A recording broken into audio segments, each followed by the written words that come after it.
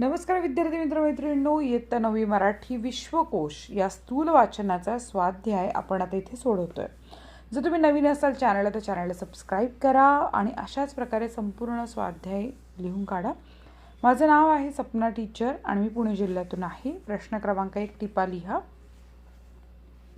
विश्वकोशाचा उपयोग. उत्तर: विश्वकोशाचा उपयोग कोणालाही कोणताही एक महत्त्वाचा विषय इतर अनेक विषयांशी जोडलेला असतो. अशा अनेक विषयांची एकत्र माहिती मिळाली तर तो विषय नीट समजून घेता येतो. उदाहरणार्थ वैद्यकशास्त्र हा महत्त्वाचा विषय विश्वकोशात पाहू लागलो तर त्याच्याशी संबंधित औषध विज्ञान, शरीरक्रिया विज्ञान, जीवरसायनशास्त्र, रोगजंतुशास्त्र असे अनेक उपविषय त्याच ठिकाणी वाचायला मिळतात. अशा प्रकारे मुख्य विषय व त्याच्याशी जोडलेल्या विषयांचे ज्ञान प्राप्त करण्यासाठी मराठी विश्वकोशाचा उपयोग होतो. भाषांमध्ये आदानप्रदान होऊन अनेक नवे शब्द मराठीत आले. शिवाय वाढत्या औद्योगिकीकरणामुळे समाजाच्या वैज्ञानिक व तांत्रिक गरजा वाढू लागल्या. त्यामुळे अनेक शब्द अस्तित्वात आले.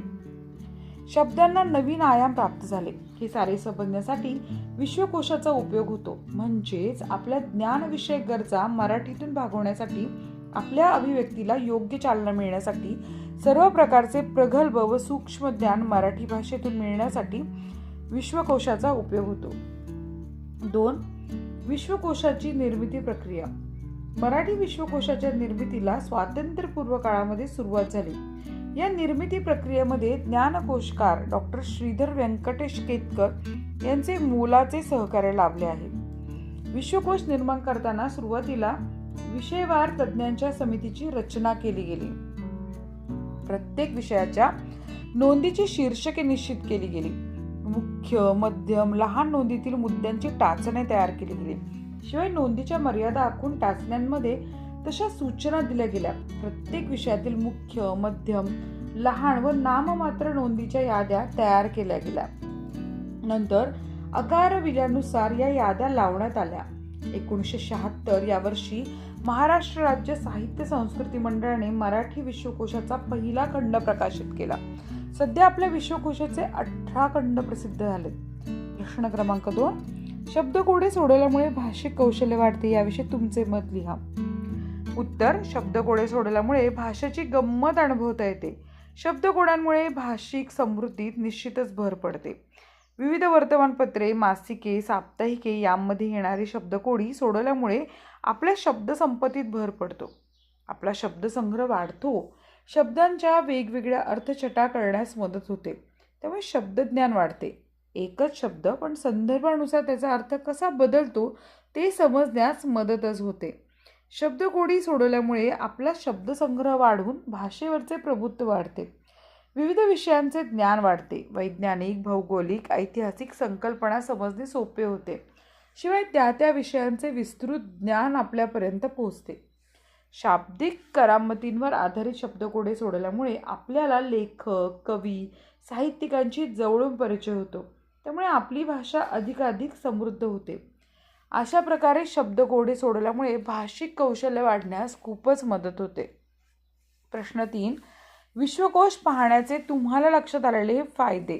उत्तर: आपल्या शाळेत किंवा आपल्या गावातील विभागातील सार्वजनिक ग्रंथालयात मोठमोठ्या काचेतील कपाटात मराठीच्या विविध साहित्य संपत्तीबाबतच मराठी विश्वकोश ठेवलेला असतो.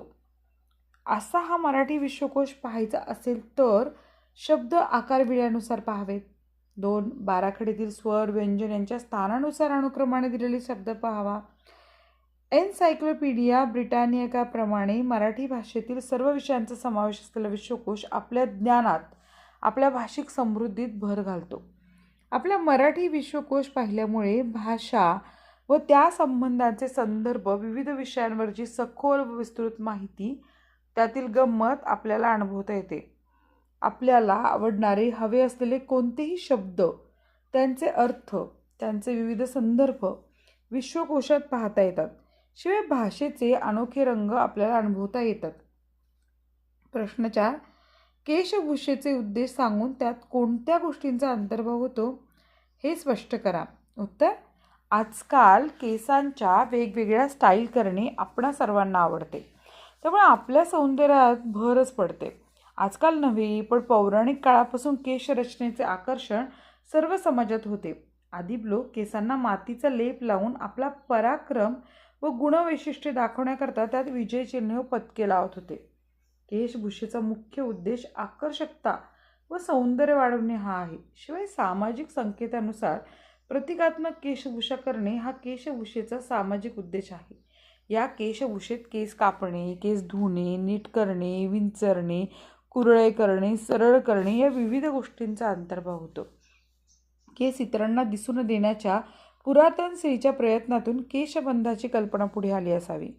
अजिंठा, वेरूळ, कोणार्क, खजुराहो येथील शिल्पाकृतीत आढळणाऱ्या स्त्री पुरुषांच्या केशरचना उल्लेखनीय आहेत.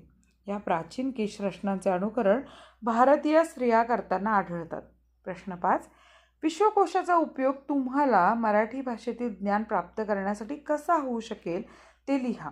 उत्तर. उच्च शिक्षणाचे माध्यम म्हणून आजकाल मराठीचा अधिकाधिक स्वीकार होत चालला आहे. त्याचबरोबर शासन व्यवहाराची भाषा म्हणून राज्य पातळीवर मराठी भाषेला मान्यता मिळावी असल्यामुळे मराठीमध्ये संदर्भ ग्रंथांची तीव्र गरज निर्माण झाली होती.